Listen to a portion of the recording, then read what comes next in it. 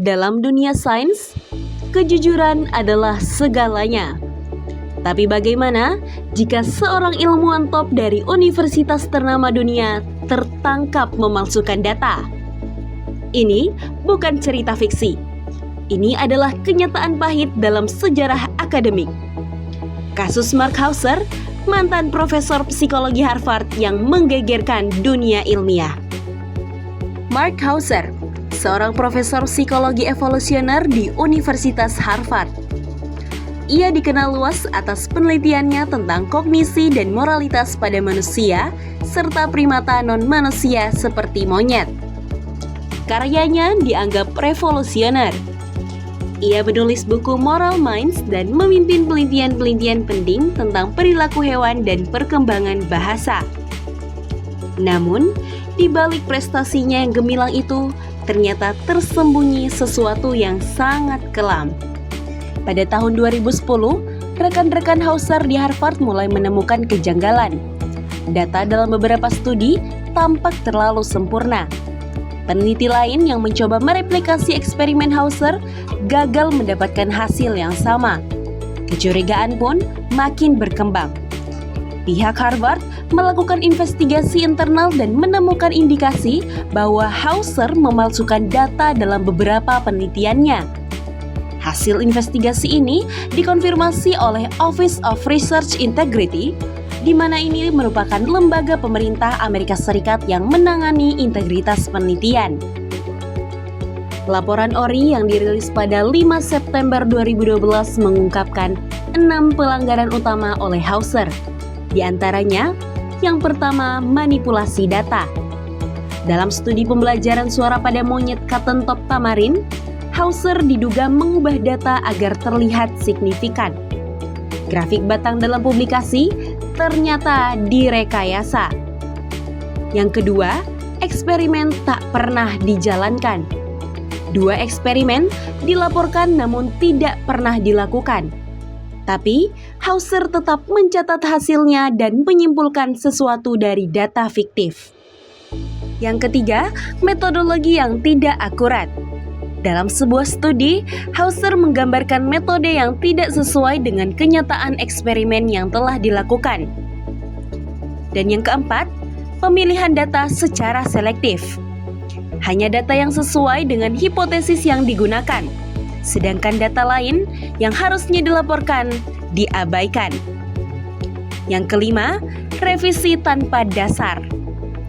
Dalam eksperimen dengan monyet rhesus, Hauser merevisi data untuk menyesuaikan hasilnya dengan teori yang ingin dibuktikan. Dan yang keenam, tidak kooperatif dalam penyelidikan. ORI mencatat bahwa Hauser awalnya tidak mau mengakui kesalahan dan tidak sepenuhnya bekerja sama selama investigasi. Pada September 2012, Hauser akhirnya merilis pernyataan publik. Ia mengakui bahwa dirinya telah membuat kesalahan, namun tidak sepenuhnya menerima bahwa itu dilakukan dengan sengaja. Saya mencoba melakukan terlalu banyak hal. Saya bertanggung jawab atas kesalahan di laboratorium saya, ucap Mark Hauser. Namun, sebagian ilmuwan menilai ini sebagai upaya meredakan kritik, bukan pengakuan penuh. Kasus ini pun menimbulkan pertanyaan besar. Bagaimana bisa seorang peneliti top di universitas elit melakukan pelanggaran ilmiah selama bertahun-tahun tanpa terdeteksi? Dampaknya luas. Beberapa jurnal menarik kembali artikel yang melibatkan Hauser. Reputasi Harvard sebagai institusi riset ternoda. Kepercayaan publik terhadap sains tentunya dipertanyakan. Bahkan, beberapa ilmuwan terpecah dalam opini.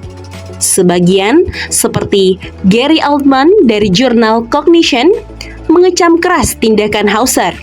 Namun, ada juga yang membelanya dan menyebut bahwa sistem akademik terlalu keras untuk menjatuhkannya. Kasus Mark Hauser adalah contoh nyata bagaimana integritas ilmiah sangatlah penting. Tanpa kejujuran, seluruh landasan sains akan runtuh. Meskipun Hauser memiliki reputasi besar dan kontribusi yang penting, kebohongan dalam penelitian tak akan pernah dibenarkan. Pelajaran besar dari kasus ini, setiap hasil eksperimen harus bisa diverifikasi. Sistem review dan pengawasan harus diperkuat. Peneliti muda harus diajarkan bahwa proses lebih penting dari hasil. Kasus Mark Hauser bukan sekedar cerita tentang seorang ilmuwan yang jatuh karena kesalahannya sendiri. Ini adalah cerminan dari rapuhnya sistem, tekanan publikasi, dan obsesi terhadap hasil yang mengagumkan. Ketika data dimanipulasi demi reputasi, sains kehilangan jiwanya. Dan saat seorang peneliti gagal menjaga integritasnya, seluruh fondasi ilmu pengetahuan ikut terguncang. Dunia sains membutuhkan transparansi, akuntabilitas, dan keberanian untuk mengakui kesalahan. Bukan untuk mempermalukan, tapi untuk menjaga kepercayaan. Karena pada akhirnya, ilmu pengetahuan adalah tentang kebenaran, bukan tentang siapa yang paling hebat.